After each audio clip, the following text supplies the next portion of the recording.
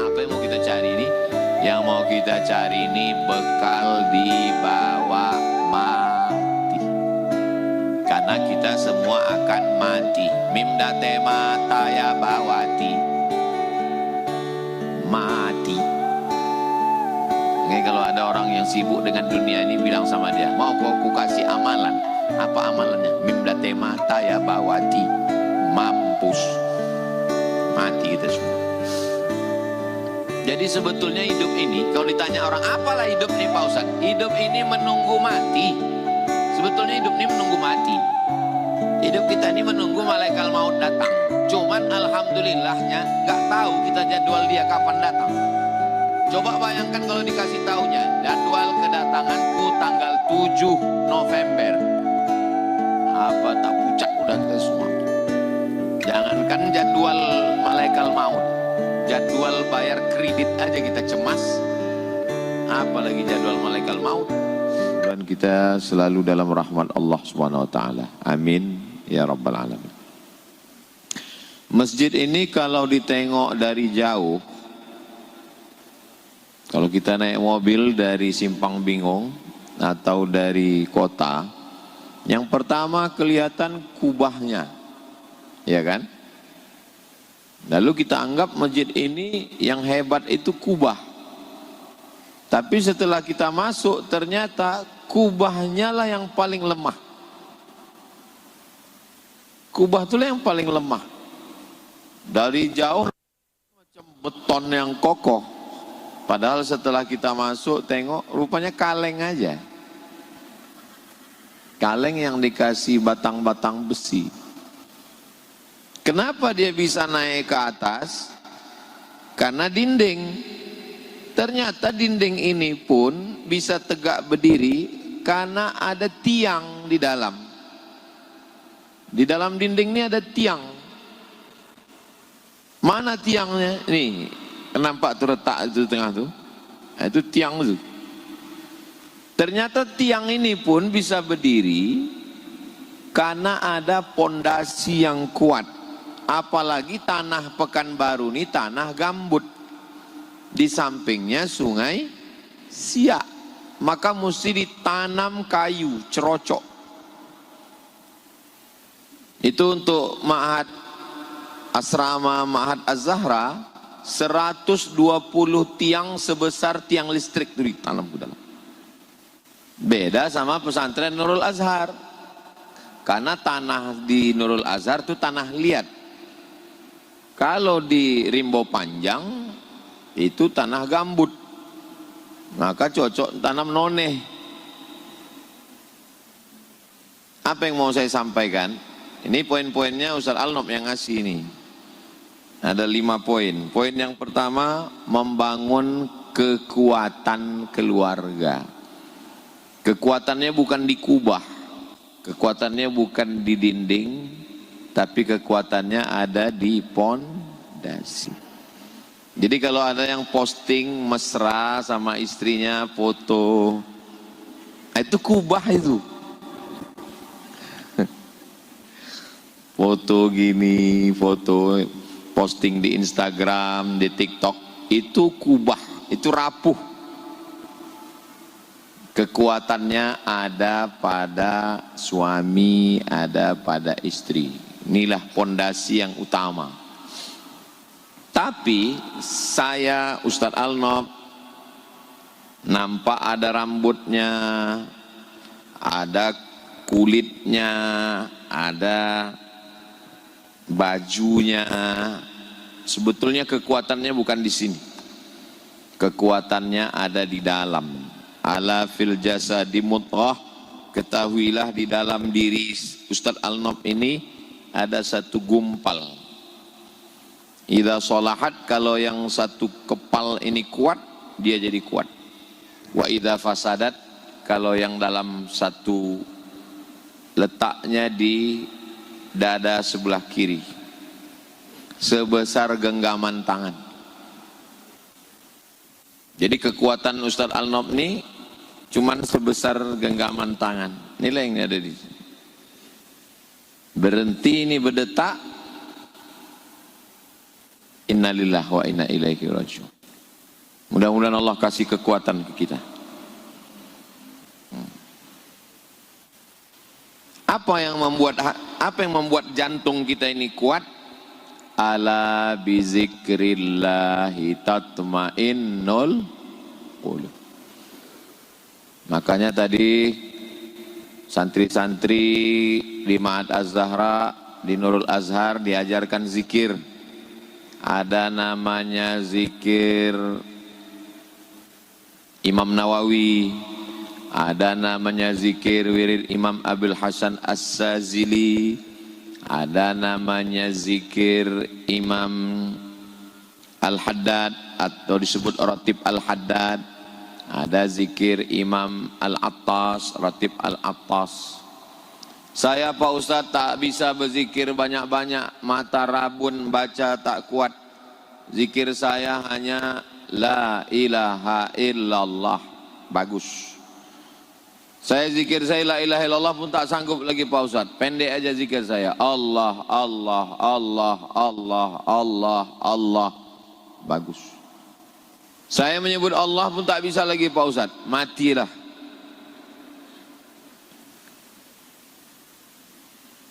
Ada seorang ulama dari Maroko, namanya Imam Al-Jazuli. Saking populernya dia di Indonesia sampai nama orang di Indonesia pun banyak. Jazuli. Imam Jazuli ini masyhur, terkenal. Mau berwudu tak ada air.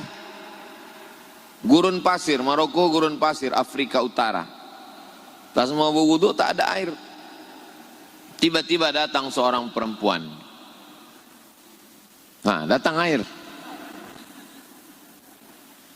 Entah apalah amalan orang ini bisa datang air. Tiba-tiba datang air. Ada perempuan. Dia bukan ustazah, dia bukan ulama, perempuan biasa. Berdoa dia, datang air. Imam Jazuli bertanya, apa yang kau baca kok bisa air datang? Aku amalanku tak banyak, kata dia. Apa amalanmu? Amalanku hanya Allahumma sholli ala Sayyidina Muhammad wa ala ali Sayyidina Muhammad. Ternyata amalnya banyak bersodakoh. Sodakoh lindah nih solawat. Sodakoh harta, zakat, infak. Sodakoh tulang, zikir. Ternyata amal dia solawat. Itulah asal muasal Imam Jazuli menyusun wirid solawat yang besar. Nama solawatnya Dalail Al-Khairat. Jadi siapa yang mengamalkan Dalail Khairat itu isinya solawat. Jadi kalau ada ibu-ibu, amalan saya Pak Ustadz, saya tak pandai membaca Pak Ustadz, amalan saya solawat aja, bagus. Allahumma sholli ala Sayyidina Muhammad wa ala ali Sayyidina Muhammad. Allahumma sholli ala Sayyidina Muhammad wa ala ali Sayyidina Muhammad. Allahumma sholli ala Sayyidina Muhammad wa ala ali Sayyidina Muhammad. Allahumma sholli ala Sayyidina Muhammad wa ala ali Sayyidina Muhammad. Itu menguatkan hati kita. Kita ini lemah. Badan sakit, kepala pening, gigi bengkak, mata rabun, kaki encok, asam lambung, asam urat, asam baung, asam podeh, diabetes, gula darah, jantung koroner. Yang menguatkan kita adalah zikir. Terserah zikirnya apa. Kata guru saya dulu di Sudan, Syekh Omar Al-Ma'ruf Ali, dia cicit dari Syekh Ahmad Thayyib. Syekh Ahmad Thayyib ini murid langsung dari Syekh Muhammad bin Abdul Karim Samman. Satu angkatan dengan Syekh Abdul Somad Al-Falembani dan Syekh Muhammad Arsad Al-Banjari. Kata dia, kalau kau payah berzikir banyak-banyak, Abdul Somad 3 saja. Istighfar 100, solawat 100, la ilaha illallah 100. Begitu yang saya terima dari beliau, begitu pula yang saya sampaikan. Jadi kalau payah berzikir, zikir wajib sehari 300. Astaghfirullahaladzim alladzi la ilaha illa huwal hayyul qayyum wa atubu ilaih. Astaghfirullahaladzim alladzi la ilaha illa huwal hayyul qayyum wa atubu ilaih. Selawat. Allahumma salli ala Sayyidina Muhammad wa ala ali Sayyidina Muhammad. Langsung keluar kotak. Itu hebat. Yang ketiga, la ilaha illallah, la ilaha illallah, la ilaha illallah. Itulah yang menguatkan hati. Dari hati tadi dia naik ke otak. Dari otak tadi turunlah ke mata.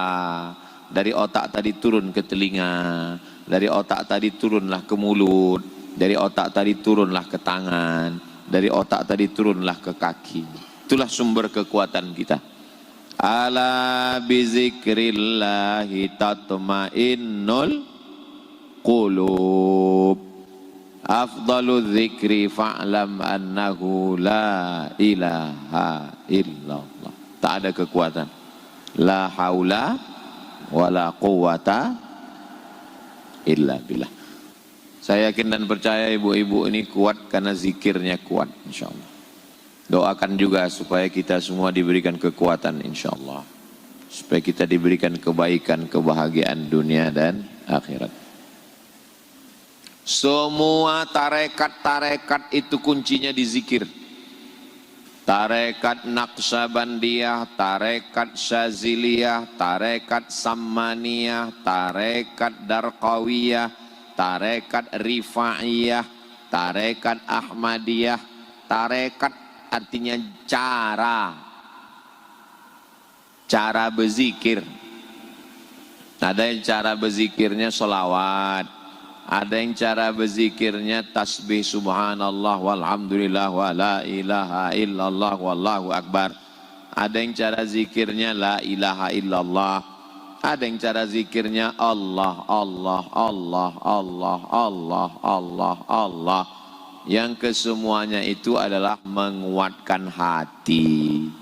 Kalau sudah hatinya kuat, insya Allah badannya sehat.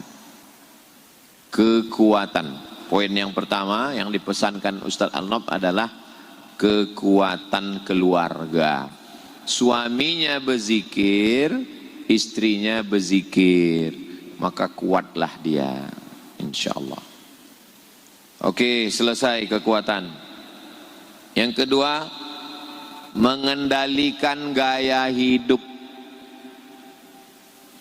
Oh, Ustadz Somad itu hebat ya, mobilnya Fortuner.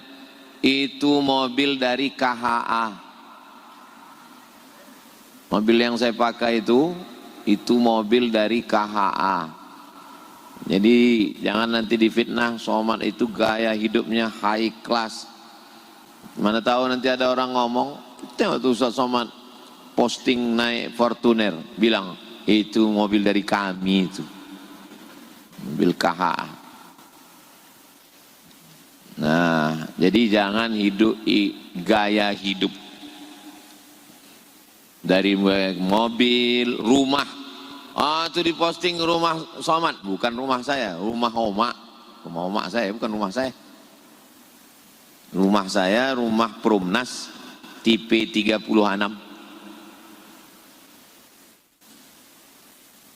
Jadi gaya hidup.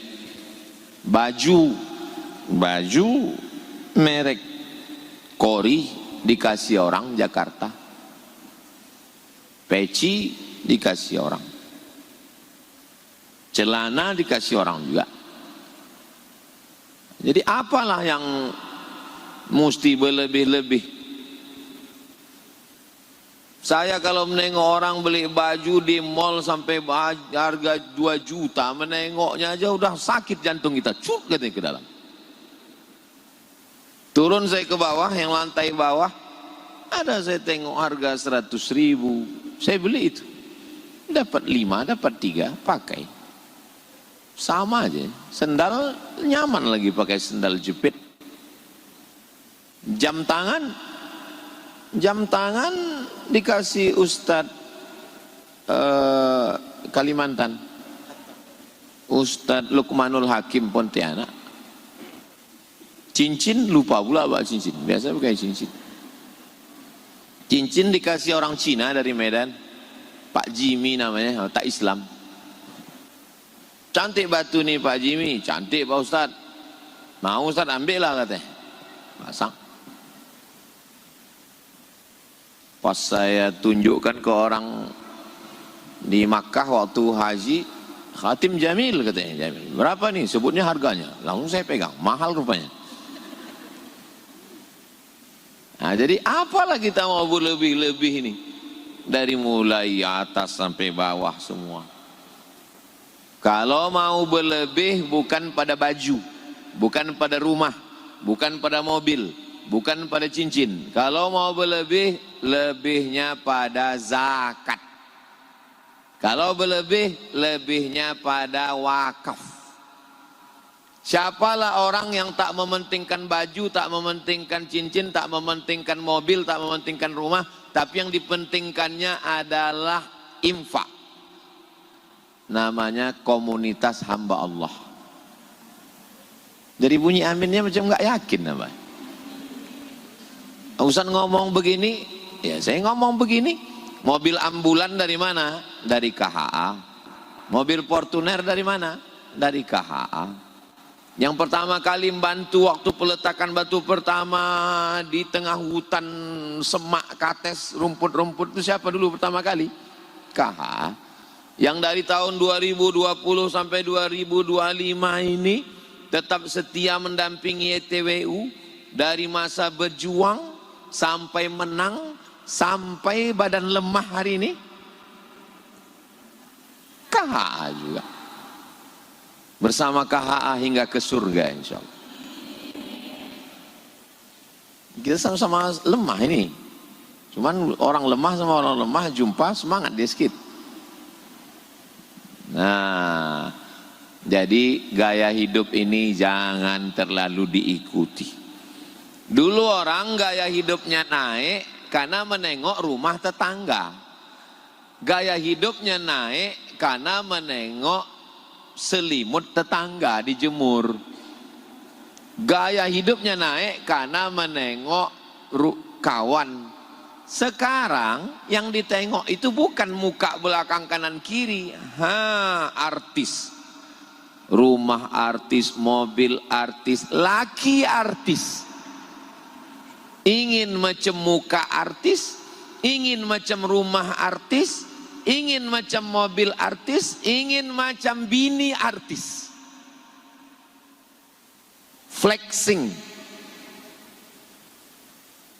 Akhirnya orang memaksakan diri ingin punya mobil macam mobil artis, padahal artis itu pun tidak punya mobil. Mobil yang dia pakai dipinjamkan showroom karena untuk endorse. Ustaz tahunya dari mana? Waktu ditangkap polisi, ditengok suratnya rupanya punya showroom. Yang jadi korban siapa? Kita. Akhirnya utang keliling pinggang. Orang yang banyak utang keliling pinggang, hidup tak tenang, makan tak kenyang, tidur tak lenang, tunggang langgang, lintang pukang. Banyak utang. Nah, jadi ya hidup biasa-biasa aja hidup itu. Gak usahlah berlebih-lebih kali. Biasa aja. Kalau mau berlebih, lebih zakat. Kalau mau berlebih, lebih infak. Kalau mau lebih, lebih sedekah. Kalau mau lebih, lebih sembahyang duha. Kalau mau berlebih, lebih pergi haji umrah. Kalau mau berlebih, lebih zikir. Adapun hidup biasa-biasa saja. Macam siapa? Macam komunitas hamba Allah. Insya Allah. Amin ya Rabbal. Ya, tapi orang komunitas hamba Allah tuh pinnya saya tengok emas semua. Itu tidak emas. Ustaz kok tahu? Kan tulisannya UAS. Mungkin ada juga yang membuat emas. Boleh pakai cincin emas. Istri saya pun pakai cincin emas, pakai gelang emas. Apa pula salahnya? Tapi jangan sampai berlebih-lebih. Ini asal pergi undangan mereng. Rupanya 3 kilo sebelah. Dah, mengendalikan gaya hidup sudah. 3, yakin dengan takdir, bahwa sudah dituliskan takdir Allah Subhanahu. Langkah, rezeki, pertemuan, maut, takdir. Ditakdirkan Allah bahwa kawan saya berjuang di Pekanbaru ini adalah sebelah kanan Ustadz Al-Nob, sebelah kiri Ustadz Muhammad Hanafi. Ini ketua yayasan, yang ini pimpinan pondok pesantren Nurul Azhar. Berkawan, berdakwah. Bismillahirrahmanirrahim. 'Alallah la haula wala quwata illa billah. Bawa sepeda, dikunci stangnya, dikunci rantai belakang, dikunci rantai depan, diletakkan di dekat tiang listrik, dikuncikan ke tiang listrik. Pergi pengajian, balik dari pengajian, tiang listrik itu dipotong orang. Takdir. Apalah yang bisa keluar dari mulut kita? Qadarullah. Sya'am, kan yang dikehendaki Allah sudah terjadi. La haula la quwata illa billah. Pakai motor kecicilan, diletakkan kunci, pergi ke pasar pagi Arengka, asik main handphone, motornya hilang. Pas ditanya, kenapa motor kau hilang? Takdir. Itu bukan takdir, bonga. Bedakan antara takdir sama bonga.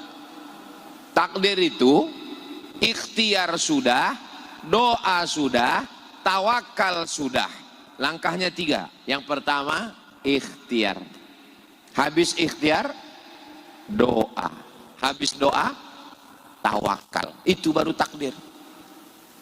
Asik main handphone. Tengok anak masuk ke dalam kompor. Ditanya sama laki, kenapa bisa begini sayang? Takdir Allah. Kecicilan. 2 salah dia. Yang pertama, dia tidak bertanggung jawab. Yang kedua, melegitimasi kesalahannya dengan mengkambing hitamkan takdir. Kira-kira yang saya sampaikan ini jelas? Karena saya tak jelas mendengar suara mik. Ini menunjukkan bahwa Masjid Nurul Waton ini kurang anggaran. Kalau anggarannya nanti bagus, sound systemnya bagus insya Allah. Karena masjid ini udah bagus, cantik, besar.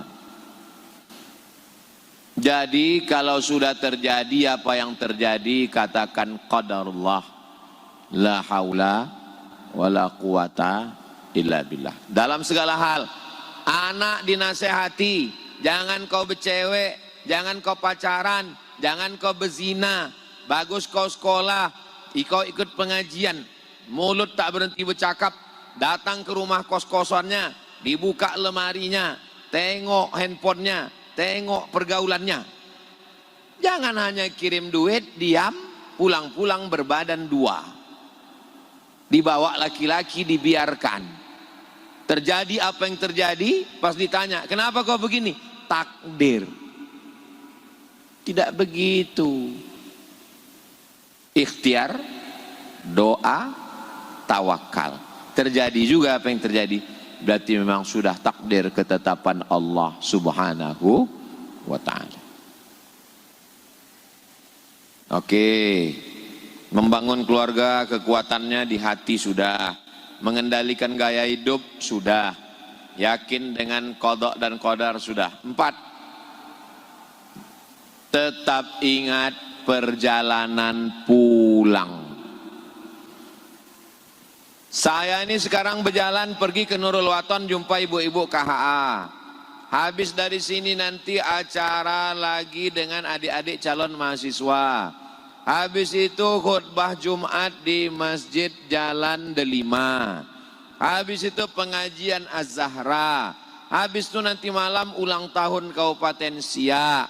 Habis itu langsung ke Sungai Pakning Pertamina. Tapi jangan lupa tujuannya tetap nanti pulang ke Rimbo Panjang. Jangan terus pula ke Sungai Pakning, terus pula ke Bengkalis, terus pula. Berubah namanya, tidak lagi Ustadz Somad, Bang Toib. Mau kemana? Mau ke mall. Mau cari apa? Mau cari jilbab. Pergi ke mall cari jilbab, pulang. Jangan pergi ke mall lantai 1, lantai 2, lantai 3, lantai 4, tengok sana, tengok sini, balik ke rumah, sampai rumah lupa membeli jilbab. Beda rute laki-laki sama perempuan. Laki-laki kalau masuk ke supermarket, masuk, ambil, bayar, pulang. Kalau perempuan enggak, putar sana, putar sini, putar sana, putar sini, balik, lupa apa yang mau dibeli tadi. Perempuan yang begini yang saya cakapkan ini tak ada di KHA. Ini adanya itu di planet Merkurius. Begitu juga dengan dunia ini. Datang ke dunia, beramal, beribadah, sampai waktunya habis, balik. Disuruh Allah balik. Ya ayyatuhan nafsul mutmainnah, irji'i balik, irji'i balik ila rabbiki radiyatan mardiyah. Balik. Ini bukan tempatmu. Fadkhuli fi ibadi, masuklah bersama hamba-hambaku. Mudah-mudahan kita termasuk dalam golongan itu. Wadkhuli jannati, masuklah ke dalam surgaku. Itu kenapa kita ulang 3 kali waktu membaca. Salamun qawlam min rabbir rahim, salamun qawlam min rabbir rahim, salamun qawlam min rabbir rahim. Masuk ke dalam surga insyaallah. Amin. Ingat apa yang mau dibawa balik. Kenapalah kami membuat pondok?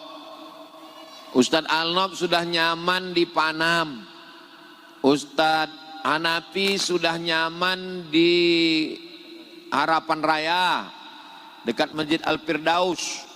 Kenapalah mau pula dia masuk ke semak-semak hutan sana? Mau pula istrinya, anaknya ikut ke sana. Untuk apa? Supaya dapat bekal balik mendidik anak ngapal Quran. Anak-anak ini hafal Quran 1 hari 2 juz, 1 bulan 30 juz, 60 juz, khatam 2 kali sebulan. 1 tahun anak tuh khatam 24 kali. Gara-gara apa? Ingat balik.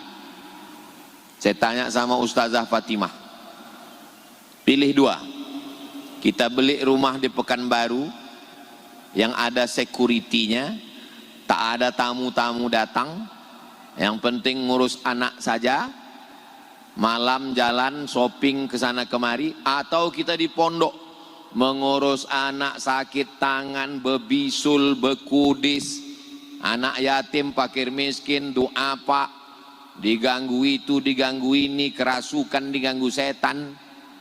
Mau tenang di kota Pekanbaru atau milih kita di Rimbo Panjang? Kata dia, biarlah kita di Rimbo Panjang nih. Kenapa?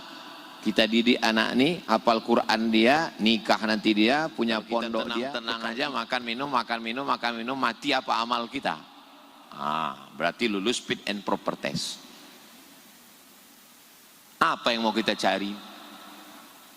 Apa yang mau kita cari ini?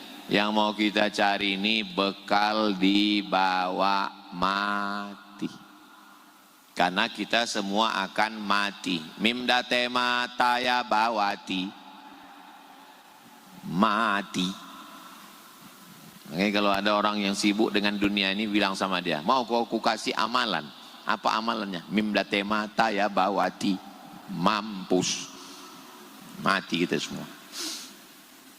Jadi sebetulnya hidup ini, kalau ditanya orang, apalah hidup nih Pak Ustadz? Hidup ini menunggu mati. Sebetulnya hidup ini menunggu mati. Hidup kita ini menunggu malaikat maut datang. Cuman alhamdulillahnya nggak tahu kita jadwal dia kapan datang.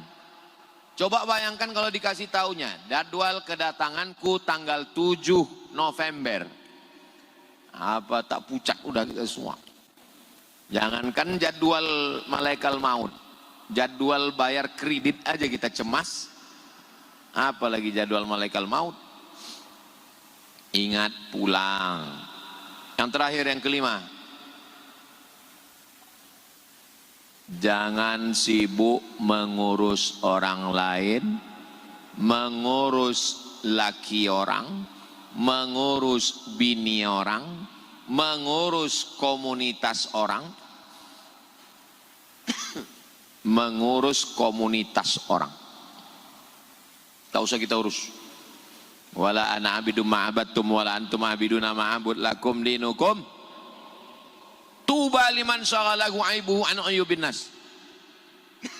Beruntunglah orang yang sibuk memikirkan dirinya sampai dia tak sempat memikirkan orang lain. Ibu pikirkan aja diri ibu, dosa ibu, anak ibu, laki ibu, cucu ibu, menantu ibu, amal ibu, sholat ibu, puasa sunat ibu. Tak usah pikirkan kue kami nih. Tak usah pikirkan buah apa itu yang di depan Ustadz itu. Tak usah pikirkan. Karena kalau dipikirkan, sudahlah tak dapat, capeknya aja. Capek itu namanya capek loteh mato. Kalau bahasa kampung kami loteh mato. Menengok, apa kue Ustadz itu? Kayaknya enak itu. Mato loteh, mulut capek, pikiran capek, kue tak dapat. Kami pun belum tentu dapat. Nah, jadi pikirkan aja nasib kita di hadapan Allah nanti. Sembayang aku belum khusyuk, bacaan Fatihah aku belum betul, zikirku masih kurang, bacaan Quranku masih lalai, hatiku masih lupa, anakku belum sembayang, anakku belum betudung, lakiku tak sembayang. Sibuk kita memikirkan aib kita sehingga kita tak sempat memikirkan aib orang. La tamuddanna ainaika ila ma matta'na bihi. Jangan kau julurkan biji matamu. Macam mana menjulurkan? Menjulurkan lidah, menjulurkan biji mata. Menjulurkan biji mata menengok nikmat orang, mobil orang, rumah orang. Menengok rumah orang, domam. Menengok mobil orang, ICU. Menengok keluarga orang, liang lahat. Yang paling tenang hidup adalah memikirkan diri kita di hadapan Allah Subhanahu wa taala. Aku ini nanti agak-agaknya masuk surga atau masuk neraka. Allahumma ajirna minan nar, Allahumma ajirna minan nar, Allahumma ajirna minan nar. Rabbana atina fid dunya hasanah wa fil akhirati hasanah wa qina azabannar. Inilah 5 poin kalau kita amalkan, selamat keluarga kita, selamat dunia, selamat akhirat.